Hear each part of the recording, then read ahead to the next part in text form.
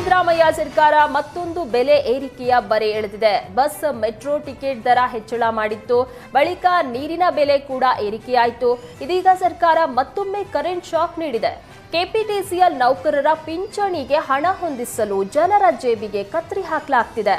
ವಿದ್ಯುತ್ ದರ ಏರಿಕೆ ಮಾಡುವ ಕೆಪಿಟಿಸಿಎಲ್ ಪ್ರಸ್ತಾಪಕ್ಕೆ ಕೆಇಆರ್ಸಿ ಅಷ್ಟು ಎಂದಿದೆ. ವಿದ್ಯುತ್ ದರ ಪ್ರತಿ ಯೂನಿಟ್ಗೆ 36 ಪೈಸೆ ಹೆಚ್ಚಳ ಮಾಡಿ ಕರ್ನಾಟಕ ವಿದ್ಯುತ್ ಶಕ್ತಿ ನಿಯಂತ್ರಣ ಪ್ರಾಧಿಕಾರ ಆದೇಶವನ್ನ ಹೊರಡಿಸಿದೆ. ಏಪ್ರಿಲ್ 1ರಿಂದಲೇ ಪರಿಷ್ಕೃತ ದರ ಜಾರಿಯಾಗಲಿದೆ. ಈ ವರ್ಷ ಮಾತ್ರವಲ್ಲ, ಮುಂದಿನ 3 ವರ್ಷಗಳ ಬೆಲೆ ಏರಿಕೆಯನ್ನ ಕೆಇಆರ್ಸಿ ಈಗಲೇ ಘೋಷಿಸಿದೆ. ಈ ವರ್ಷ 36 ಪೈಸೆ ಹೆಚ್ಚಳವಾದರೆ ಮುಂದಿನ ವರ್ಷ 35 ಪೈಸೆ ದರ ಏರಿಕೆಯಾಗಲಿದೆ. 2027ರಲ್ಲಿ 34 ಪೈಸೆ ದರ ಹೆಚ್ಚಾಗಲಿದೆ. ಮಂಡ್ಯದವರು ಛತ್ರಿಗಳು ಎಂಬ ಹೇಳಿಕೆಗೆ ವ್ಯಾಪಕ ಆಕ್ರೋಶ ವ್ಯಕ್ತವಾಗಿದೆ. ಡಿಕೆಶಿ ಒಬ್ಬ ಅಂತಾರಾಜ್ಯ ಛತ್ರಿ ಅಂತ ರೈತ ಸಂಘಟನೆಗಳು ಆಕ್ರೋಶ ಹೊರಹಾಕಿವೆ. ಸೋಮವಾರ ಸಂಜೆಯ ಒಳಗೆ ಡಿಸಿಎಂ ಡಿಕೆ ಶಿವಕುಮಾರ್ ಮಂಡ್ಯ ಜನರ ಬಳಿಯಲ್ಲಿ ಕ್ಷಮೆಯನ್ನ ಕೇಳಬೇಕು.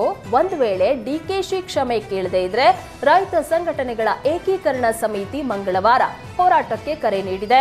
ಮಂಡ್ಯದ ಕಾಂಗ್ರೆಸ್ ಶಾಸಕರು ಕೂಡ ಕ್ಷಮೆ ಕೇಳಬೇಕು, ಇಲ್ಲ ಅಂದ್ರೆ ಡಿಕೆಶಿ ಆಗ್ಲಿ ಜಿಲ್ಲಾ ಮಂತ್ರಿ ಶಾಸಕರನ್ನೂ ಬಿಡಲ್ಲ ಅಂತ ಖಡಕ್ ವಾರ್ನಿಂಗ್ ನೀಡಿದ್ದಾರೆ. ಡಿಕೆಶಿಯಿಂದ ಹನಿ ಟ್ರ್ಯಾಪ್ ಎಂಬ ಮುನಿರತ್ನ ಆರೋಪಕ್ಕೆ ಡಿಸಿಎಂ ಡಿಕೆ ಶಿವಕುಮಾರ್ ಟಾಂಗ್ ನೀಡಿದ್ದಾರೆ. ಮುನಿರತ್ನ ಏನೋ ಮಾಡಿದ್ದಾರೆ ಅಂತ ಬಿಜೆಪಿಯವರೇ ಮಾತನಾಡ್ತಾ ಇದ್ರು. ಮಾಡಿದ್ದನ್ನೋ ಮಾರಾಯ ಅಂತ ಡಿಸಿಎಂ ಡಿಕೆಶಿ ಲೇವಡಿ ಮಾಡಿದ್ದಾರೆ. ಒಂದು ಕಂಪ್ಲೇಂಟ್ ಕಾಪಿಯಲ್ಲಿ ಇದೆಯಲ್ಲ, ಅಶೋಕ್ಗೆ ಬಿಎಸ್ವೈ ಅದೇನೋ ಆಯ್ತು ಅಂತ ಹೇಳ್ತಿದ್ರು. ಪಾಪ ಅವರ ನೋವನ್ನ ಅವರು ಹೇಳ್ಕೊಂಡಿದ್ದಾರೆ ಅಂತ ಡಿಸಿಎಂ ಡಿಕೆಶಿ ಲೇವಡಿ ಮಾಡಿದ್ದಾರೆ. ಮೇಕೆದಾಟು ಯೋಜನೆ ಅನುಷ್ಠಾನಕ್ಕೆ ಆಗ್ರಹಿಸಿ ಕರವೇ ಪ್ರವೀಣ್ ಶೆಟ್ಟಿ ಬಣ ಬೃಹತ್ ಪಾದಯಾತ್ರೆ ನಡೆಸ್ತಾ ಇದೆ. ರಾಮನಗರದ ಕೆಂಪೇಗೌಡ ಸರ್ಕಲ್ ಬಳಿಯಿಂದ ಬೆಂಗಳೂರುವರೆಗೆ ಪಾದಯಾತ್ರೆ ನಡೆಯಲಿದೆ.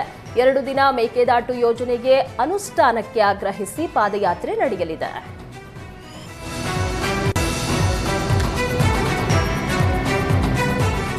ಆಲೂಗಡ್ಡೆ ಬೆಲೆ ದಿಢೀರ್ ಕುಸಿತವಾದ ಹಿನ್ನೆಲೆಯಲ್ಲಿ ರೈತರಲ್ಲಿ ಆತಂಕ ಹೆಚ್ಚಾಗಿದೆ. ಒಂದು ಮೂಟೆ ಆಲೂಗಡ್ಡೆ ಬೆಲೆ 1200ರಿಂದ 1500 ರೂಪಾಯಿ ಇತ್ತು. ಈಗ ಏಕಾಏಕಿ ಒಂದು ಮೂಟೆ ಆಲೂಗಡ್ಡೆಯ ಬೆಲೆ 500 ರೂಪಾಯಿಗೆ ಇಳಿಕೆಯಾಗಿದೆ. ಉತ್ತಮ ಇಳುವರಿ ಬಂದರೂ ಸೂಕ್ತ ಬೆಲೆ ಸಿಗದ ಪರಿಣಾಮ ಕೋಲ್ಡ್ ಸ್ಟೋರೇಜ್ನಲ್ಲಿ ಆಲೂಗಡ್ಡೆ ಶೇಖರಿಸಲು ಅನ್ನದಾತರು ಹರಸಾಹಸ ಪಡ್ತಿದ್ದಾರೆ. ಚಿಕ್ಕಬಳ್ಳಾಪುರ ಜಿಲ್ಲೆಯಾದ್ಯಂತ 3000 ಹೆಕ್ಟೇರ್ ಭೂಮಿಯಲ್ಲಿ ಆಲೂಗಡ್ಡೆಯನ್ನ ಬೆಳೆದಿದ್ದಾರೆ. ಆಲೂಗಡ್ಡೆ ಬೆಲೆ ಹೆಚ್ಚಾದಾಗ ಮಾರಾಟ ಮಾಡಲು ಅನ್ನದಾತರು ಪ್ಲಾನ್ ಮಾಡಿದ್ದಾರೆ. ಅಸಲಿ ಚಿನ್ನದ ಬಿಸ್ಕೆಟ್ ತೋರಿಸಿ ಕೋಟಿ ರೂಪಾಯಿ ವಂಚನೆ ಮಾಡಿದ ಪ್ರಕರಣ ಬೆಳಕಿಗೆ ಬಂದಿದೆ.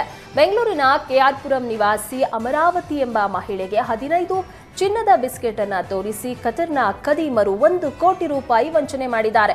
2024ರ ಅಕ್ಟೋಬರ್ನಲ್ಲಿ ಅಮರಾವತಿ ಮನೆಯಲ್ಲಿ ಶಾಂತಿ ಪೂಜೆಯನ್ನ ಹಮ್ಮಿಕೊಳ್ಳಲಾಗಿತ್ತು. ಈ ವೇಳೆ ಅಮರಾವತಿಗೆ ಗೋಪಾಲಕೃಷ್ಣ ಎಂಬುವವರು ರಾಕೇಶ್ ರೆಡ್ಡಿಯ ಪರಿಚಯವನ್ನ ಮಾಡಿಸಿದ್ರು.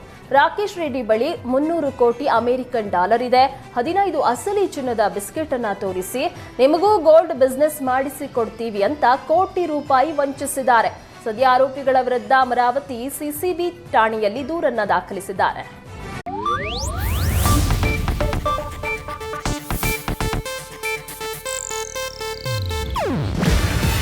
ಇದು ಏಷ್ಯಾನೆಟ್ ನ್ಯೂಸ್ ನೆಟ್ವರ್ಕ್ ಪ್ರಸ್ತುತಿ. ನೀವು ನೋಡ್ತಿದ್ದೀರಾ ಏಷ್ಯಾನೆಟ್ ಸುವರ್ಣ ನ್ಯೂಸ್.